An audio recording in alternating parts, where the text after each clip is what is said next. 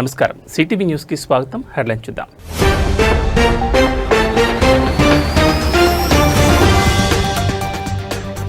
స్థానిక సంస్థల ఎన్నికల నిర్వహణపై హైకోర్టులో విచారణ. ఎన్నికలు ఎప్పుడు నిర్వహిస్తారో స్పష్టం చేయాలని ప్రభుత్వానికి ఈసీకి ఆదేశం.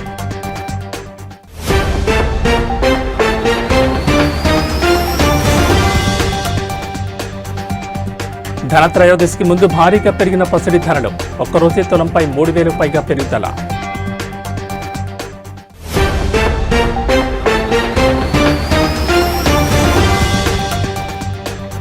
నంద్యాల ప్రభుత్వ ఆసుపత్రిలో క్రిటికల్ కేర్ యూనిట్కు శంకుస్థాపన.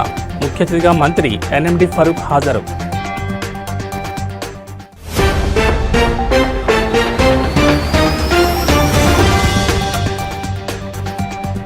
జిందాల్ భూ నిర్వాసితుల పోరాటం. 118వ రోజుకు నిరసన. సమస్యల పరిష్కారం దిశగా తొలి అడుగు. తెలంగాణ రాష్ట్రంలో స్థానిక సంస్థల ఎన్నికల నిర్వహణపై నెలకొన్న సందిగ్ధతపై హైకోర్టు కీలక ఆదేశాలు జారీ చేసింది. ఎన్నికలు ఎప్పుడు నిర్వహిస్తారో 2 వారాల్లోగా స్పష్టత ఇవ్వాలని ప్రభుత్వాన్ని రాష్ట్ర ఎన్నికల సంఘాన్ని ఆదేశించింది. ఈ అంశంపై ప్రభుత్వం ఎన్నికల సంఘం కలిసి చర్చించుకుని ఒక నిర్ణయానికి రావాలని ఉన్నత న్యాయస్థానం స్పష్టం చేసింది. బీసీ రిజర్వేషన్లను 42% పెంచుతూ ప్రభుత్వం జారీ చేసిన జీవోను హైకోర్టు కొట్టివేయడంతో స్థానిక ఎన్నికల నోటిఫికేషన్ను ఎన్నికల సంఘం ఇటీవల నిలిపివేసిన సంగతి తెలిసిందే.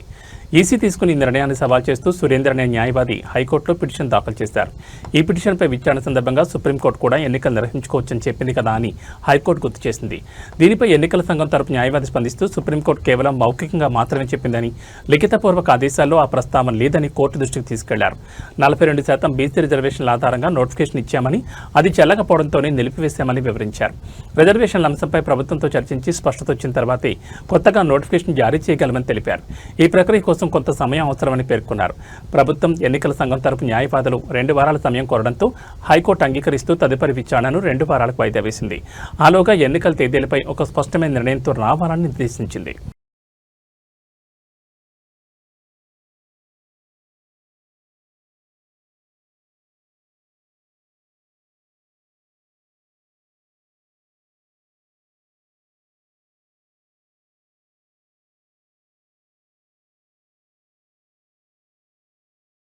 పండగ సీజన్లో బంగారం కొనుగోలు చేయాలనుకునే వారికి ఊహించని షాక్ తగిలింది. ముఖ్యంగా ధనత్రయోదశి సమీపిస్తున్న వేళ పసిడి ధరలు ఒక్కసారిగా ఆకాశానంటాయి. ఈవేళ ఒక్కరోజే తులం బంగారంపై 3,000కు పైగా పెరిగి వినియోగదారులను ఆందోళన గురిచేసింది. అయితే వెండి ధర తగ్గడం కాస్త ఊరటనిచ్చే అంశం. ఈవేళ ఉదయం నాటికి తెలుగు రాష్ట్రాల్లోని ప్రధాన నగరాలైన హైదరాబాద్, విజయవాడ మార్కెట్లలో బంగారం ధరలో భారీగా పెరుగుదల నమోదైంది. నిన్నటితో పోలిస్తే 22 క్యారెట్ల తులం బంగారం ధర 3,050 రూపాయలు పెరిగి 1,21,700కు చేరుకుంది. అదేవిధంగా 24 క్యారెట్ల స్వచ్ఛమైన బంగారం తులంపై 3,330 పెరిగి 1,32,770 వద్ద స్థిరపడింది. మరోవైపు బంగారం ధరలకు భిన్నంగా వెండి ధర దిగొచ్చింది. కిలో వెండిపై 3,000 రూపాయలు తగ్గి ప్రస్తుతం 2,03,000గా ఉంది. బంగారం ధరలు పరుగులు పెడుతున్న తరుణంలో వెండి ధర తగ్గడం కొనుగోలుదారులకు కొంత ఉపశమనం కలిగించింది. తెలుగు రాష్ట్రాల్లోని ప్రధాన నగరాల్లో దాదాపు ఇవే ధరలు కొనసాగుతున్నాయి.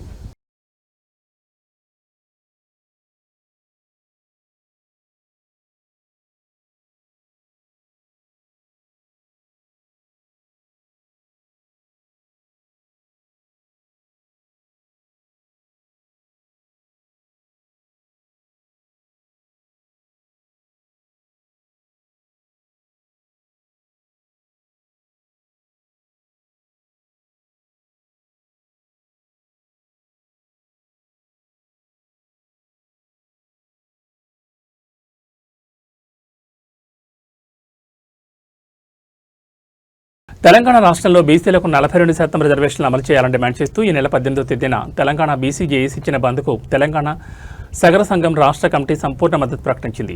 ఈ సందర్భంగా ఉప్పరి శేఖర్ సగర్ మాట్లాడుతూ రాష్ట్ర వ్యాప్తంగా నిర్వహించనున్న ఈ బంద్ ద్వారా బీసీల చైతన్యాన్ని ప్రదర్శించాలని పిలుపునిచ్చారు. 42% రిజర్వేషన్లు అమలు చేయకుండా స్థానిక సంస్థల ఎన్నికలు నిర్వహిస్తే సహించేది లేదని ఆయన హెచ్చరించారు.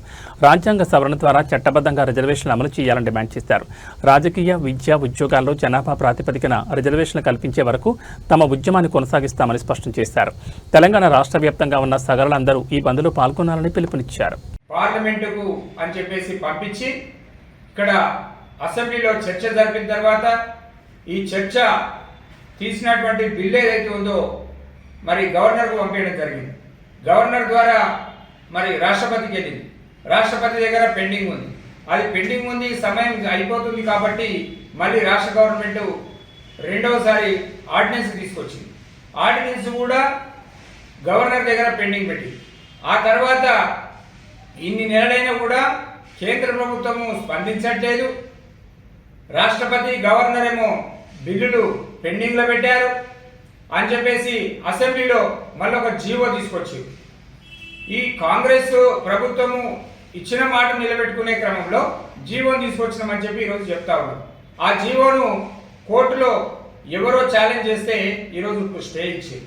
అంటే ఇక్కడ కేంద్ర రాష్ట్ర ప్రభుత్వాల్లో అధికారంలో ఉన్నటువంటి కాంగ్రెస్ బీజేపీ పార్టీలకు మరి వాదిస్తున్నప్పటికీ కూడా అవతల ఎవరైతే ఈరోజు బీసీలకు ఇన్ని సంవత్సరాలుగా కనీసం రిజర్వేషన్లు లేకుండా అన్యాయానికి లోనవుతున్నటువంటి సమాజాన్ని ఈ సమాజంలో సమానత్వం కోసం మరి బీసీలను కూడా అవకాశం కల్పించాలని చెప్పేసి ప్రభుత్వాలు ఒకవైపు నటిస్తూనే మరోవైపు ఇంకా వాళ్ళ కొన్ని సామాజిక వర్గాలు ఈరోజు ప్రధానంగా ఈ రాష్ట్రంలో రెడ్డి సామాజిక వర్గానికి సంబంధించినటువంటి మాధవరెడ్డి ఎవరు?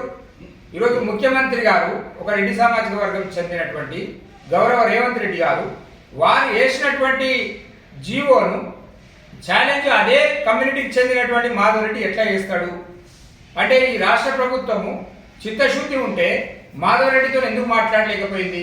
పార్లమెంటులో నంద్యాల పట్టణ ప్రజలకు మెరుగైన వైద్య సేవలు అందించాలనే ప్రభుత్వ సంకల్పంలో భాగంగా స్థానిక ప్రభుత్వ జనరల్ హాస్పిటల్ ఆవరణలో నూతనంగా ఏర్పాటు చేయనున్న క్రిటికల్ కేర్ యూనిట్కు రాష్ట్ర న్యాయశాఖ మైనార్టీ సంక్షేమ శాఖ మంత్రి ఎన్ఎండి ఫరూక్ ఈరోజు ఘనంగా శంకుస్థాపన చేశారు.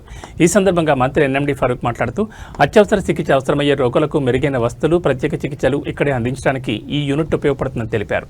దీనివల్ల స్థానిక ప్రజలు మెరుగైన వైద్యం కోసం ఇతర నగరాలకు వెళ్లాల్సిన అవసరం తప్పుతుందని వివరించారు. త్వరగా ఈ క్రిటికల్ కేర్ యూనిట్ను పూర్తి చేసి ప్రజలకు అందుబాటులోకి తీసుకురావాలని అధికారులకు దిశానిర్దేశం చేశారు.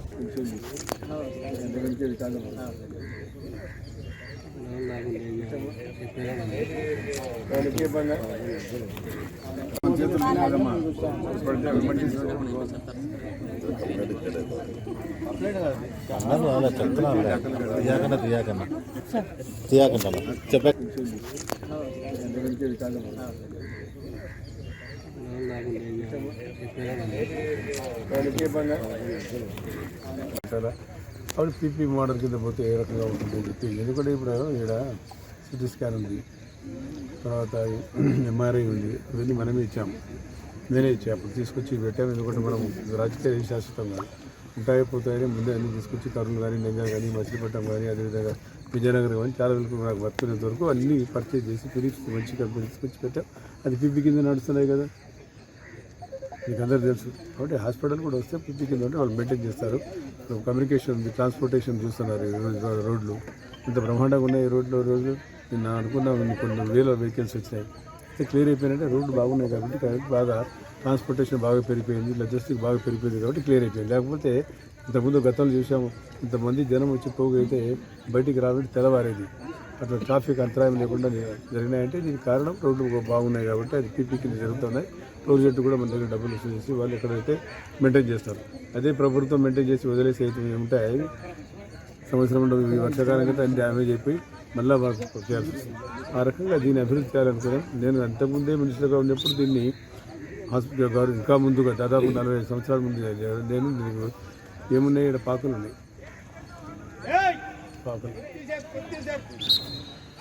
పాకలు ఉన్నాయి, మీకు అందరూ తెలుసు కదా. దాన్ని రెనోవేట్ చేసి అప్పుడు మంత్రిగా ఉన్న వారిని ముఖ్యమంత్రిగా అల్లుడు వెంకటేశ్వర గారు ఉన్నప్పుడు దాని దగ్గర ఎస్ఆర్బీసీ వరల్డ్ బ్యాంక్ ఫండ్స్లో ప్రజలకు అభివృద్ధి కోసం కార్యక్రమాల కోసం, సంక్షేమ కార్యక్రమాల కోసం నిధులు తీసుకొచ్చి ఇక్కడ పెట్టి 14 లక్షలు ఆ రోజుల్లో 86-87లో తీసుకొచ్చి ఇక్కడ పెట్టాం. అప్పుడు దాని వల్ల కూడా పేపర్లు బాగా రాశారు ఆ రోజుల్లో. ఈ పేపర్ 2-3 పేపర్లు జ్యోతిను ఈనాడు రాశారు. పిల్లలను కోతులు డెలివరీ అయితే పిల్లలను కోతులు ఎత్తుకుపోతుండే. ఏమీ లేదు, ఇలా క్వార్టర్ ఉన్నది. లోకల్ డాక్టర్ నారాయణ ఉన్నాడు పాపం, ఆయన బాగా ఇంట్రెస్టెడ్. అప్పటికప్పుడు తీసుకొచ్చి ఆ డబ్బు తీసుకొచ్చి చేశాం. ఆ నుంచి స్వరూపం మారింది. మళ్ళీ ప్రధానమంత్రి గారి ఇంత వచ్చినప్పుడు వరల్డ్ బ్యాంక్ డబ్బులు వస్తే అప్పుడు ఆయన కూడా నెంబర్ 1 ఫస్ట్ టిక్ చేసి నంద్యాలకు వేశాడు. తర్వాత దానికి బాగా అభివృద్ధి చేశాం. ఈరోజు ఏ స్థాయికి ఉందో మనకు తెలుసు. తర్వాత నేను మళ్ళా మంత్రి అయిన తర్వాత కూడా ఇది చేశాం. పల్నాడు జిల్లా వినుకొండ పట్టణంలోని బొక్టోబాడ్ గర్ల్స్ స్కూల్లో ప్రభుత్వ ఆదేశాల మేరకు స్వచ్ఛాంధ్ర స్వర్ణాంధ్ర స్వచ్ఛ దివాస్ నవంబర్ నెల థీమ్ గురించి అవగాహన కార్యక్రమం జరిగింది. ఈ కార్యక్రమంలో శానిటరీ ఇన్స్పెక్టర్ ఇస్మాయిల్ మాట్లాడుతూ వ్యక్తిగత పరిసరాల పరిశుభ్రత యొక్క ప్రాముఖ్యతని, బహిరంగ మలమూత్ర విసర్జన నివారణ, హ్యాండ్ వాష్ ప్రాధాన్యత, స్వచ్ఛ దీపావళి, పర్యావరణ పరిరక్షణపై విద్యార్థులకు వివరించారు. అనంతరం శ్రీ సాయి హాస్పిటల్ డాక్టర్ శంకర్ అనూష మాట్లాడుతూ మహిళల్లో గుండె జబ్బులు, రొమ్ము క్యాన్సర్, ఇతర స్త్రీ జననేంద్రియ క్యాన్సర్ల ముప్పు ఎక్కువగా ఉంటుందని తెలిపారు. నెలసరి సమస్యలు, కడుపు నొప్పి, గర్భాశయ సమస్యలు మరియు పరిశుభ్రత లోపించడం వంటి సమస్యలు సాధారణం కావని వివరించారు. నేను doctor Shankar Yashwanthi Anusha, consultant gynaecologist, Shri Sai hospital Vinukonda.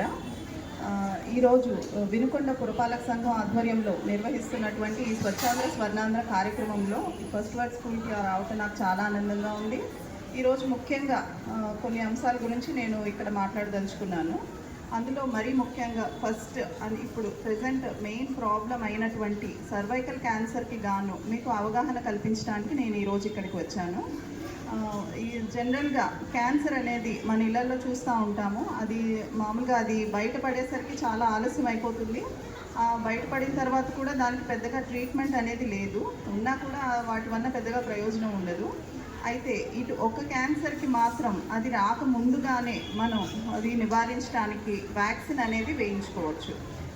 అది ఆ క్యాన్సర్ వ్యాక్సిన్ ఏంటి అంటే సర్వైకల్ క్యాన్సర్ వ్యాక్సిన్ అనమాట. దీంతో గాను మరీ ముఖ్యంగా హెచ్పివి అంటే హ్యూమన్ పాపిలోమా వైరస్, ఇది రాకోకుండా జిందాల్ భూ నిర్వాసితుల నిరసన కార్యక్రమం నేటితో 118 రోజుకు చేరుకుంది. గత 3 నెలలకు పైగా చేస్తున్న పోరాటం, పదే ఇచ్చిన ఫిర్యాదులు, గ్రామసభలో చేసిన విజ్ఞప్తులు ఎట్టకేలకు ఫలితాలు ఇస్తున్నాయని నిర్వాసితులు హర్షం వ్యక్తం చేశారు.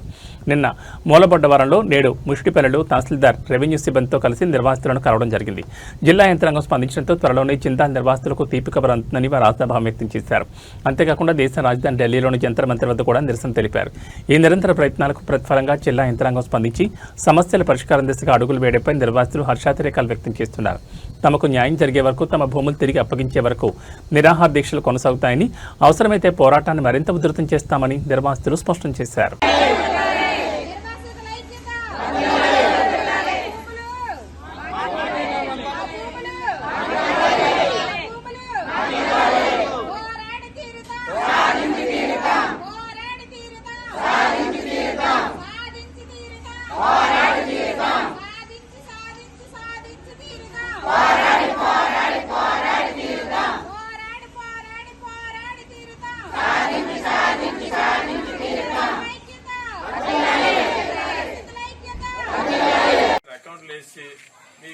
మీకు డబ్బులు వేసాము, ఇంతే డబ్బులు వస్తాయి, ఇంక రావని చెప్పేసి ఇంట్లో ఏలుముద్రలు వేయించుకున్నాం.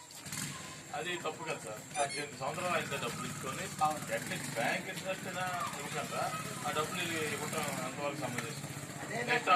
చాలా మంది ఏమనుకున్నారు, మనం కలెక్టర్ గారు డబ్బులు ఇచ్చారు కదా, కలెక్టర్ గారి ద్వారా డబ్బులు మనకు రావాలి కదా, మీరు ఇచ్చేటట్టు అయితే ఇంట్రెస్ట్ ఏదో వేసేది కదా అని చెప్పి కొందరు అనుకున్నారు.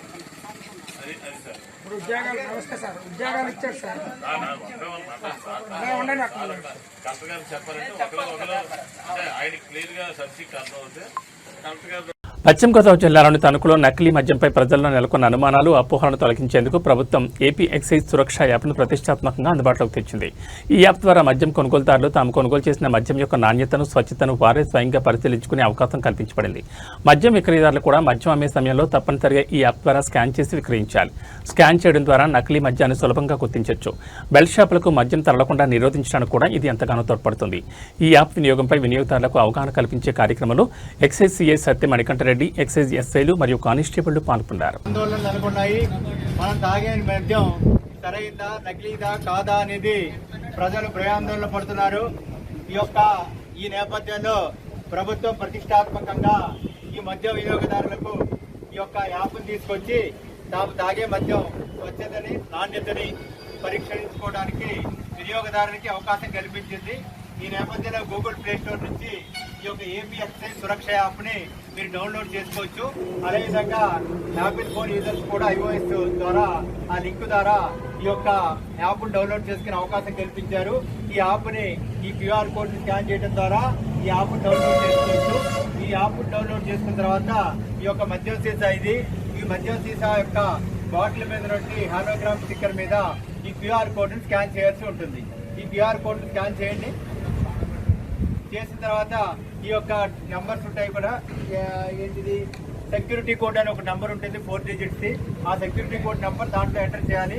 చేసిన తర్వాత సబ్మిట్ కొడితే ఈ బాటిల్కి సంబంధించి ఎక్కడ తయారైంది, మ్యానుఫ్యాక్చరింగ్ డేట్ ఎంత, ఎంఆర్పి ఎంత ఉంది, మరియు అది ఎక్కడ తయారైంది, ఏ డిపో నుంచి వచ్చింది, ఏ షాప్కి వచ్చింది, మీరు షాప్ నుంచి కొనుగోలు చేసింది ఆ షాప్ నుంచి కొనుగోలు చేసామా లేదా అనేది మీరు తెలుసుకోవడానికి అవకాశం ఉంటుంది.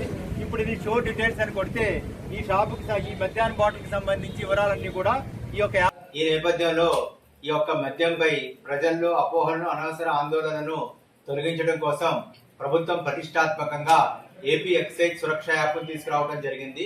దీనిలో ప్రజలు, కొనుగోలుదారులు ఎవరికి వారే తాము కొనుగోలు చేసిన మద్యం యొక్క నాణ్యతను మరియు స్వచ్ఛతను ఎవరికి వారే సొంతంగా తెలుసుకోవడానికి అవకాశం కల్పించడం జరిగింది. ఈ యొక్క ఏపీ ఎక్సైజ్ సురక్ష యాప్ ని గూగుల్ ప్లే స్టోర్ నుంచి డౌన్లోడ్ చేసుకోవాల్సిందిగా ప్రజలందరికీ విజ్ఞప్తి చేస్తున్నాము. కొనుగోలుదారులు తాము కొనుగోలు చేసిన మద్యం యొక్క ఏ తేదీన తయారైంది, ఎక్కడ తయారైంది, ఏ షాపుకి ఆ మద్యం వచ్చింది, వారు ఏ షాప్ నుంచి కొనుగోలు చేస్తున్నారు, తదితర వివరాలన్నీ కూడా ఈ యొక్క బాటిల్ మీద మూత మీద ఉన్నటువంటి హాలోగ్రామ్ స్టిక్కర్ మీద ఉన్న క్యూఆర్ కోడ్ ని స్కాన్ చేయడం ద్వారా ప్రతి కొనుగోలుదారులు దానికి సంబంధించి తెలుసుకోవడానికి అవకాశం ఉంటుంది. అదే విధంగా తాము కొనుగోలుదారులు స్కాన్ చేసిన అనంతరం తాము పొందిన వివరాలను బాటిల్ మీద ఉన్నటువంటి పక్కన బాటిల్ మీద లేబుల్ మీద ఉన్నటువంటి మ్యానుఫ్యాక్చరింగ్ డేటు మరియు బ్యాచ్ నంబర్ తో సరిపోల్చుకుని ఒకసారి చెక్ చేసుకోవాల్సిందిగా వారికి సూచిస్తున్నాము. ప్రజలందరూ కూడా ఎటువంటి భయాందోళన లేకుండా తాము కొనుగోలు చేసిన మద్యాన్ని యొక్క నాణ్యతను వారే ధృవీకరించుకుని వారు ఎటువంటి భయాందోళనకు గురి కాకుండా మద్యాన్ని స్వీకరించవచ్చునని ఈ సందర్భంగా వారికి హామీ ఇస్తున్నాము. అదే కాకుండా పల్నాడు జిల్లాలోని వినుకొండ పట్టణంలో ఒక వివాహ కార్యక్రమంలో జగనన్నకు సంబంధించిన పాటలు ప్లే చేయడంతో పోలీసులు డీజే నిలిపివేశారు. ఈ సంఘటనపై పలువురు పోలీసులు తీరుని విమర్శిస్తున్నారు. నిర్వాహకులు మాట్లాడుతూ జగనన్న అంటే భయం అనుకున్నాం, కానీ ఆయన పాట విన్నా కూడా కూటమి ప్రభుత్వానికి భయమే అని వ్యాఖ్యానించారు. పెళ్లి వేడుకల్లో పాటలు, డాన్సుల కోసం కూడా అనుమతి అడగాలనే విధంగా పోలీసులు దౌర్జన్యం చేస్తున్నారని పలువురు మండిపడ్డారు. పోలీసులు కూటమి ప్రభుత్వం కోసం మాత్రమే పనిచేస్తున్నారని, సామాన్య ప్రజల పనులు పట్టించుకోవడం లేదని విమర్శలు చేశారు. రాజకీయాలకు అతీతంగా పోలీసులు వ్యవహరించాల్సిన అవసరం ఉందని, వ్యక్తిగత వేడుకల్లో జోక్యం తగదని అభిప్రాయపడ్డారు.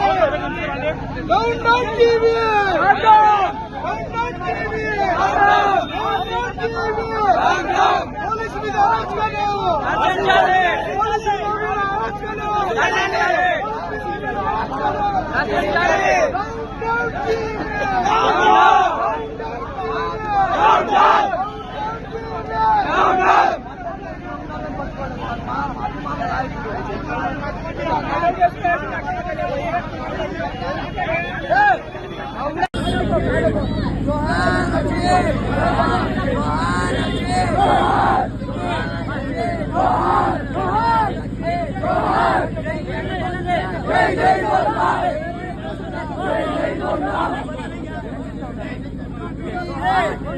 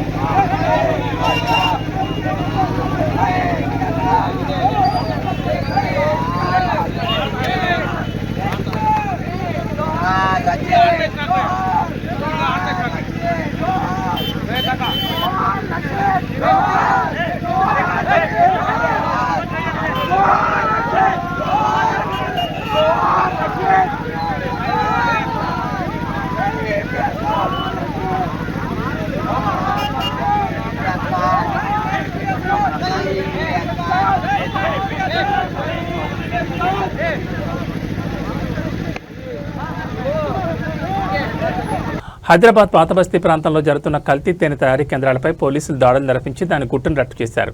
పోలీసులు దాడుల్లో భాగంగా 100 లీటర్ల కల్తీ తేనెను స్వాధీనం చేసుకున్నారు. ఈ తయారీకి ఉపయోగించిన 2 కార్లను కూడా పోలీసులు సీజ్ చేశారు. ఈ కల్తీ తేనె తయారీ కేంద్రాల నిర్వహణలో ఉన్న 3 నిర్వాహకులను పోలీసులు అరెస్ట్ చేశారు. పోలీసులు ఈ కల్తీ కేంద్రాన్ని ఛేదించడం ద్వారా ప్రజల ఆరోగ్యాన్ని హాని కలిగించే ఈ అక్రమ వ్యాపారాన్ని అడ్డుకున్నారు.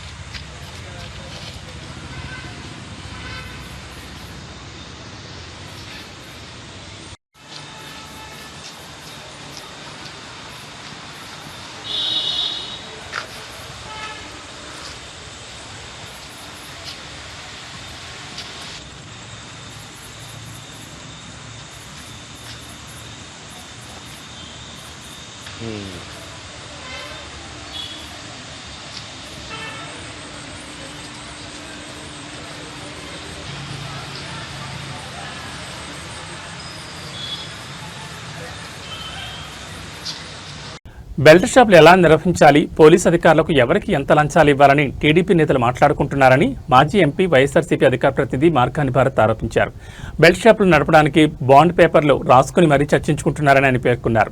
చట్టవిరుద్ధమైన కార్యకలాపాల గురించి చర్చించుకుంటున్న ఈ టీడీపీ నేతలపై ప్రభుత్వం తక్షణమే కేసులు నమోదు చేయాలని మార్కాని భారత్ డిమాండ్ చేశారు. సిండికేట్ వ్యాపారం ఎలా చేయొచ్చు అని రేట్లు పెంచుకుని అమ్ముకుందాం, ఇంకొకటేమో బెల్ట్ షాపులు పెట్టుకుందాం. ఏ షాపు పరిధిలో ఉన్న బెల్ట్ షాపులు ఆ ఏరియాలోనే అమ్ముకోవాలి. వేరే ఏరియాలో ఉన్న షాపులోళ్ళు ఇక్కడ బెల్ట్ షాపులు పెట్టకూడదు. ఎక్సైజ్ సిఏలని ఇద్దరిని రప్పిద్దాం, వాళ్ళు కొంచెం డబ్బులు ఎక్కువ అడుగుతూ ఉన్నారు. వాళ్ళనిద్దరిని నార్త్ సిఐని సౌత్ సిఐని కూడా కూర్చోబెడదాం అని ఇంకొక మద్యం షాపు వాళ్ళతో ఈయన బేరసారాలు చేస్తూ ఉన్నాడు. మళ్ళీ అదేదో బాండ్లు 100 రూపాయల స్టాంప్ పేపర్ మీద బాండ్లు రాసుకోవాలంట, చెక్లు ఇచ్చుకోవాలంట. దీనికి సంబంధం లేదండి. మనం ఇవాళ సిఏలతో ఎక్సైజ్ నార్త్ సౌత్ సిఏలని కూర్చోబెట్టి మాట్లాడించాము. వాళ్ళు ఏదో ఆఫర్ పెట్టారు అంత కావాలని. అది ఈవినింగ్ సిఏ కూడా రమ్మన్నారు అందరికి. ఏం చేయాలి, ఎలా రమ్మాలి, అందరం కలిపి యూనిటీ ఎలా ఉండాలి. నా సైడ్ నుంచి ఒక చిన్న రిక్వెస్ట్ అండి, చెప్పండి. మీరు కొన్ని లీడ్ తీసుకొని ఏమనుకున్నామో అది ఒక పేపర్ మీద పెట్టండి సార్. అదే దాని గురించి చెప్పి ఏమనుకుంటున్నానంటే ఏదనుకున్నా 39 మీద బాండ్ మీద సంతకం పెడియాలి. అంటే 100 రూపాయల బాండ్ మీద సంతకం. అదే నేను చెప్పడం 39 మీద బాండ్ మీద సంతకం ప్లస్ 39 మీద ఎవరికి కేసు వచ్చినా అందరూ బరాయించాలి. Team India star allrounder Ravindra Jadeja భార్య రివాబా జడేజా రాజకీయాల్లో కీలక మైలురాయిని చేరుకున్నారు. గుజరాత్లో కొత్తగా కొలువుదీరిన మంత్రివర్గంలో ఆమెకు స్థానం లభించింది. నేడు జరిగిన కేబినెట్ విస్తరణలో ఆమె మంత్రిగా బాధ్యతలు చేపట్టారు. కొంతకాలంగా గుజరాత్ రాజకీయాల్లో చురుగ్గా ఉంటున్న రివాబా ఇప్పుడు రాష్ట్ర ప్రభుత్వంలో మంత్రిగా కీలక పాత్ర పోషించనున్నారు. ఒక ప్రముఖ క్రికెటర్ భార్య రాష్ట్ర కేబినెట్లో మంత్రి కావడం జాతీయ స్థాయిలో ఆసక్తిని రేకెత్తిస్తోంది.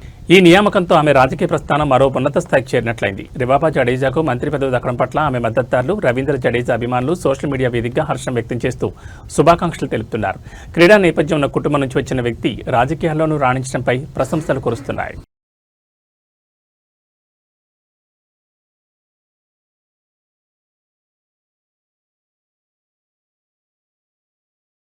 ఇవి ఈ బులెటిన్ విశేషాలు. నమస్కారం.